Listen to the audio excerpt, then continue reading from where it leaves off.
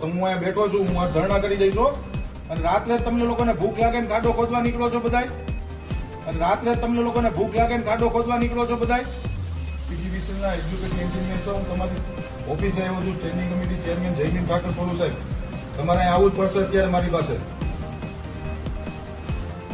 તમારે અહીંયા આવવું જ પડશે, બાકી હું જન આંદોલન કરી. સાહેબ સમજી લેજો, 4 દિવસથી મારા વિસ્તારની અંદર લાઇટનો પ્રશ્ન હાલે છે. તમે લોકો જવાબદારીમાંથી છટકી નહીં શકો. તો હું અહીંયા બેઠો છું, હું આ ધરણા કરી જઈશો.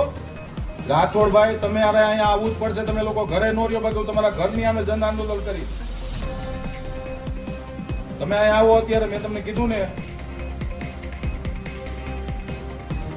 તમે કેમ નહીં આવો અહીંયા? કાર્યપાલક ઇજનેર કેવી રીતે આવે? તમારી શું જવાબદારી છે રાઠોડજી? આપની શું જવાબદારી છે? તો તમે કેમ તમારી જવાબદારીમાંથી? હું મીડિયાની સામે બોલું છું અત્યારે, હું બધા પ્રતિનિધિઓને લઈને આવ્યો છું. સાહેબ હજી તમને સમજી લેજો, તમને કોઈ અધિકાર નથી પ્રજાને હેરાન કરવાનો. 4 દિવસથી વોર્ડ નંબર 2 માં એરપોર્ટ રોડ ઉપર લાઈટ જાય છે અને રાત્રે તમને લોકોને ભૂખ લાગે ને ખાડો ખોદવા નીકળો છો બધાય. તમે રાઠોડ સાહેબ અહીંયા આવો, બાકી તમારી ઓફિસ ખોલવાનો નથી હું આજે.